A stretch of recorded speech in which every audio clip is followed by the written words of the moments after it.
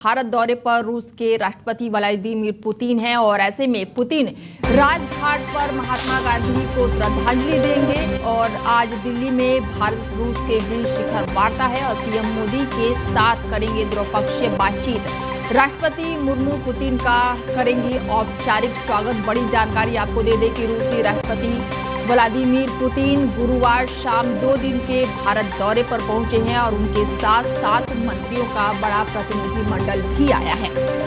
PM Modi और Putin के बीच आज 2 अहम बैठकें होने वाली है और इसमें से एक बैठक बंद कमरे में होगी। दोनों नेताओं की द्विपक्षीय मुलाकात के दौरान भारत और रूस के बीच 25 से ज्यादा समझौतों पर मुहर लग सकती है।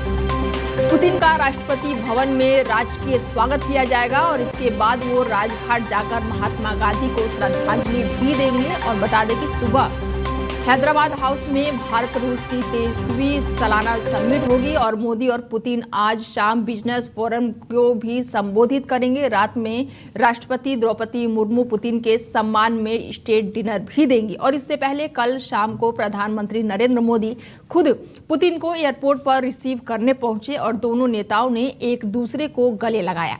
मोदी और पुतिन एक ही गाड़ी में बैठकर एयरपोर्ट से प्रधानमंत्री आवास पहुंचे। वहां पर पीएम मोदी ने रूसी भाषा में लिखी हुई भगवत गीता पुतिन को भेंट की और ऐसे में बता दें आपको कि 2 दिवसीय दौरे पर भारत आए हैं पुतिन और ऐसे में हम तस्वीरें आपको दिखा रहे हैं। एयरपोर्ट पर भव्य स्वागत पीएम मोदी आवास पर डिनर करते हुए और जो दूसरी तस्वीर है वो दिखा रहे हैं हम आपको कि पीएम मोदी के साथ किस तरह से मुलाकात हुई है और जो तीसरी तस्वीर हम आपको दिखा रहे हैं कि पुतिन को गीता भेंट की गई है। ये तस्वीरें दिखा रही है कि कितना मजबूत है ये रिश्ता रूस से और भारत का। ऐसे में पुतिन को गीता की पुस्तक भेंट की गई है एक तरफ जहां पे मुलाकात हो रही है और गले मिलकर दोनों नेताओं ने गले मिलकर स्वागत किया है एक दूसरे का। ऐसे में तस्वीरें साफ बयां करें कि कितना एक दूसरे का ये जो दोस्ती है, सदियों पुरानी ये दोस्ती बताई जाती है भारत और रूस की और ऐसे में एक मिसाल भी दी जाती है कि अगर दोस्ती हो तो भारत और रूस की तरह। एयरपोर्ट पर भव्य स्वागत किया। प्रधानमंत्री नरेंद्र मोदी ने गले मिलकर पुतिन का स्वागत किया है और ऐसे में पुस्तक भी भेंट की गई है, गीता भेंट की गई है। ऐसे में बेहद ही ये खास तस्वीरें निकलकर सामने आई हैं एयरपोर्ट से। बता दें कि भारत दौरे पर रूस के राष्ट्रपति व्लादिमीर पुतिन हैं और पुतिन राजघाट पर महात्मा गांधी को श्रद्धांजलि देंगे और आज दिल्ली में भारत रूस के बीच वार्ता होने वाली है और बेहद ही खास ये बैठक मानी जा रही है। ऐसे में रूसी राष्ट्रपति व्लादिमीर पुतिन गुरुवार शाम को 2 दिनों के भारत दौरे पर पहुंचे हैं और ऐसे में पूरे देश की जो निगाहें हैं वो प्रधानमंत्री नरेंद्र मोदी।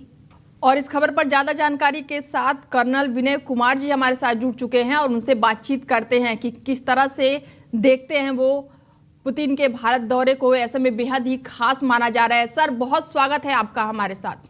नमस्कार। बेहद ही खास दौरा ये माना जा रहा है, किस तरीके से देख रहे हैं आप इसको? देखिए, यूं तो भारत और रूस का एक वार्षिक शिखर सम्मेलन सुनिश्चित रहता है, उस शिखर सम्मेलन का ही एक हिस्सा है।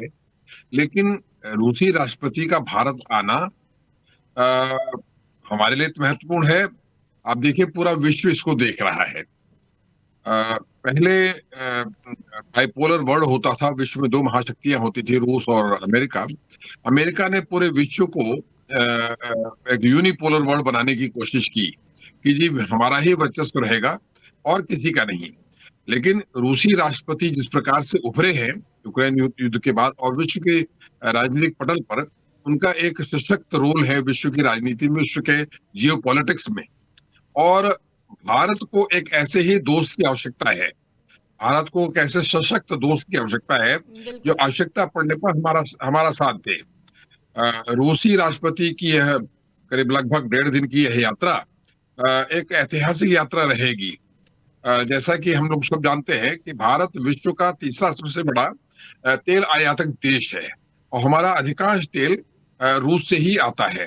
हमारा करीबन $69 बिलियन का व्यापार इस समय रूस के साथ है जो अधिकांशतः तेल पे है। लेकिन अमेरिकी राष्ट्रपति ने इस तेल के आयात पर एक प्रकार से रुकावट डालने की कोशिश की, जो भारत के ऊपर उसने टैरिफ्स लगाए और उसके कारण थोड़ा सा तेल आयात में, लेकिन रूस के राष्ट्रपति का भारत आना, जो रूस को तेल बेचने की आवश्यकता है और भारत को तेल खरीदने की आवश्यकता है, उन आवश्यकताओं पे, जिन्हें हम ऊर्जा क्षेत्र कहते हैं, ऊर्जा क्षेत्र में बहुत कुछ भारत और रूस के बीच होना है। करीबन 10 न्यूक्लियर रिएक्टर्स प्रस्तावित हैं, जिनमें ऐसे से में इस 4 दौरे को दक्षिण भारत लेकर में चीन बन की भी निगाहें टिकी हुई है, पाकिस्तान की भी निगाहें टिकी हुई सबकी, है। हाँ, सब इस यात्रा को पूरा विश्व देख रहा है और हमारी उपलब्धि, राष्ट्रपति पुतिन भारत में आते हैं, हम चर्चा कर रहे हैं ऊर्जा क्षेत्र की, हम चर्चा कर रहे हैं तेल की, हम चर्चा कर रहे हैं न्यूक्लियर रिएक्टर्स की, जो भारत में रूस के माध्यम से बनेंगे और 4 बन चुके हैं। उसके अलावा आर्थिक क्षेत्र है और जिसे हम कह सकते हैं कि भारत और विश्व में डॉलर के ऊपर निर्भरता कम हो। भारत और रूस कहते हैं हम रूपी और रूबल में ट्रेड करेंगे। ये बहुत सी चीजें हैं।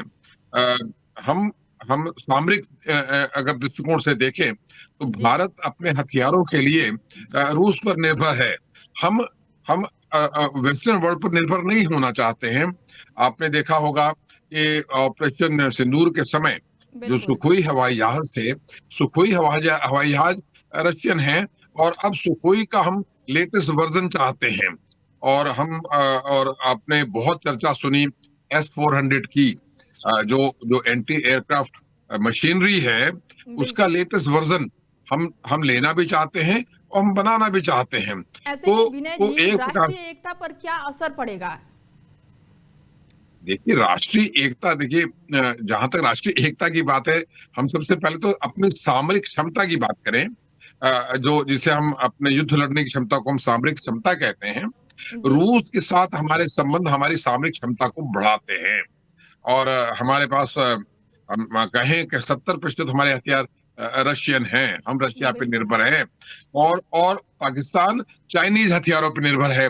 चाइनीज हथियारों की विश्वसनीयता विश्व में उनकी विश्वसनीयता नहीं है, जबकि रशिया ने अपने यूक्रेन की युद्ध में या हमारे सिंदूर वगैरह के समय में जो S-400 ने हमें एक एयर कवच दिया, एक एक एक हवाई सुरक्षा दी।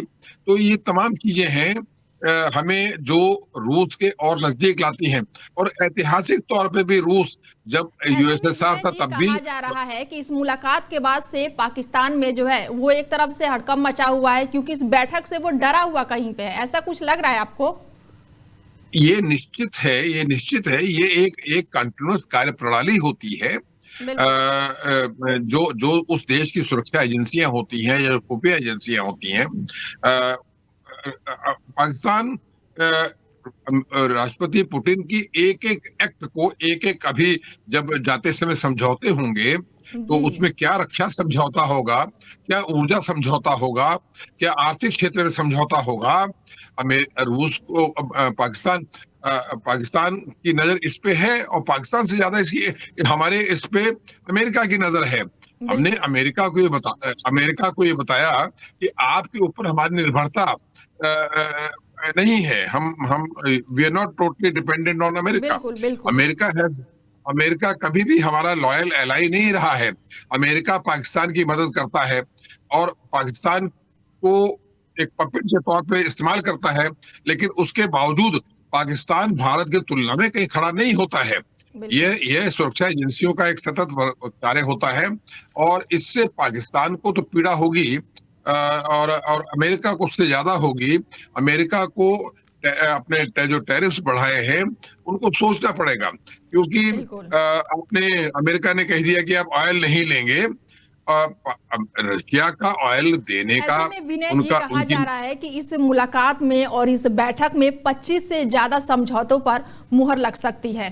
तो कितना खास होगा बिल्कुल, भारत के लिए?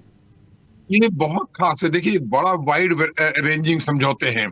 ये है समझौते ऊर्जा क्षेत्र से लेकर बिल्कुल। परमाणु रिएक्टर से लेकर तेल के आयात निर्यात से लेकर हथियारों के मॉडर्नाइजेशन, हथियारों के प्रोडक्शन से लेकर और सिंपल इंपोर्ट एक्सपोर्ट, जैसा कि दोनों देशों ने तय किया है, आने वाले समय में दोनों देशों का जो जो निर्यात आयात निर्यात है वो 100 बिलियन डॉलर्स तक पहुंचने का इन लोगों का प्रयास है, दोनों देशों का।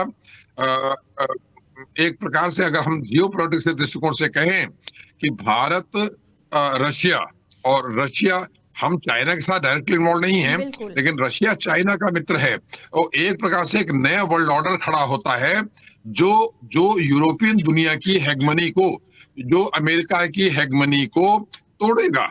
यह बात सिर्फ अर्थ की नहीं है, सिर्फ ऊर्जा की नहीं है, सिर्फ हथियारों की नहीं है। यह नया वर्ल्ड ऑर्डर खड़ा होगा। इस वर्ल्ड ऑर्डर में रूस और भारत एक प्रमुख रोल अदा करेंगे। बिल्कुल। जैसे कि आज भी सारा देश, सारा विश्व भारत की ओर देखता है कि कहीं भी लड़ाई होती है, लोग देखते हैं कि भारत समझौता करा सकता है। आज भारत का जो कद बढ़ा है, इस यात्रा के बाद भारत का कद और बढ़ेगा। जो मैंने पहले कहा कि जो एक अमेरिका यूनिपोलर वर्ल्ड बना, एक छत्र राज्य चाहता है, वो खत्म होगा और बिल्कुल। एक नया वर्ल्ड ऑर्डर खड़ा होगा। एक नया वर्ल्ड ऑर्डर खड़ा होगा जिसमें रूस और भारत और कहीं ना कहीं चाइना भी अमेरिकन हेगमनी के खिलाफ है। एक नया वर्ल्ड ऑर्डर खड़ा होगा और विश्व में अमेरिका की हेगमनी को तोड़ेगा और उसको बताएगा कि तुम हमारे साथ हो तो भी ठीक है, नहीं हो तो भी ठीक है। ऐसे में कह सकते हैं कि अमेरिका का जो अहंकार है अब वो टूटेगा। निश्चित तौर पे मैंने कहा ना, एक नया वर्ल्ड ऑर्डर खड़ा होगा।